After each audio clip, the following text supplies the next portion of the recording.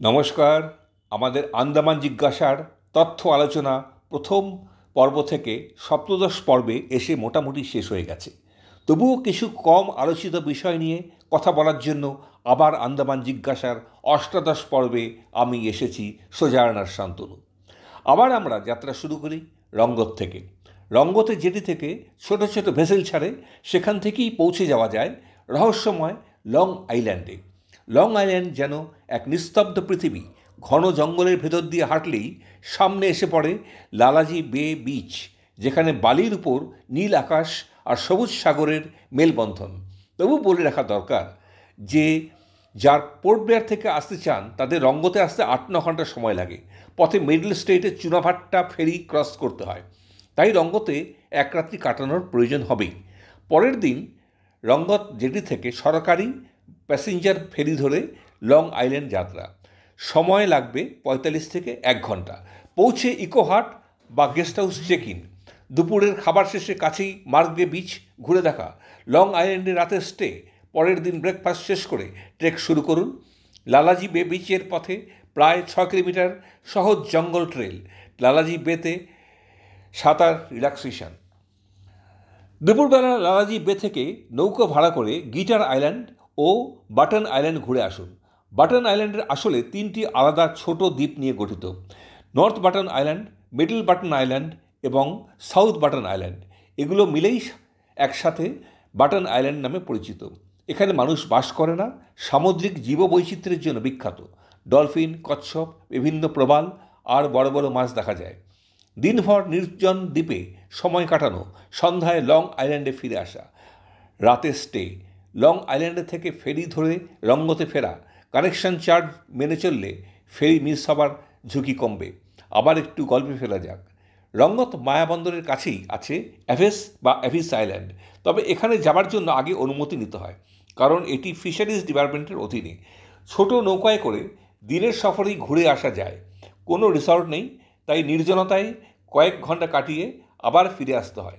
সাদা বালির শান্ত বিচ আর স্বচ্ছ নীল জল অ্যাভিসকে করেছে একেবারে গোপন স্বর্গ। কিন্তু ভ্রমণের আসল জাদু প্রকাশ পায় বারাটাং থেকে।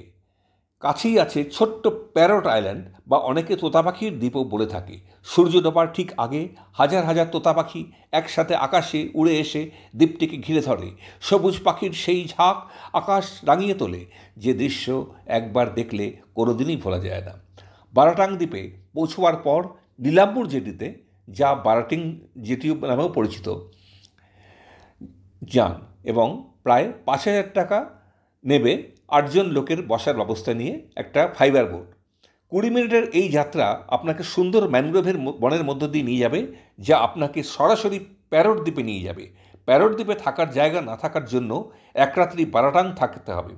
এরপর আসা যাক সিঙ্ক আইল্যান্ডের কথায়। সিঙ্ক আইল্যান্ড আসলে দুটি, নর্থ সিঙ্ক অ্যান্ড সাউথ সিঙ্ক, যেগুলোকে একটা প্রাকৃতিক স্যান্ডবার জুড়ে রেখেছে। আকাশ থেকে দেখলে দ্বীপ দুটো একসাথে একটা প্রজাপতির মতো লাগে। অনেকে এই দ্বীপটিকে ভার্জিন আইল্যান্ডও বলেন। পোর্ট ব্লেয়ার থেকে 26-30 কিলোমিটার দূরে মহাত্মা গান্ধী মেরিন ন্যাশনাল পার্কের মধ্যে। এখানে যাওয়ার জন্য ফরেস্ট ডিপার্টমেন্টের বিশেষ পারমিট লাগে। পর্যটকরা সাধারণত ডে ট্রিপ করে ঘুরে আসেন।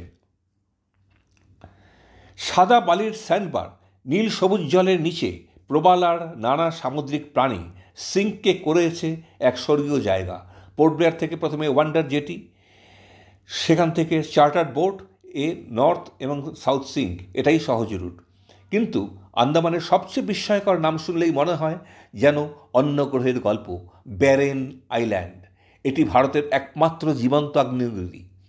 সমুদ্রের মাঝে থাকা এই দ্বীপ থেকে মাঝে মাঝে ধোঁয়া আর আগুন বেরোতে দেখা যায়, তবে দ্বীপে নামা সম্পূর্ণ নিষিদ্ধ।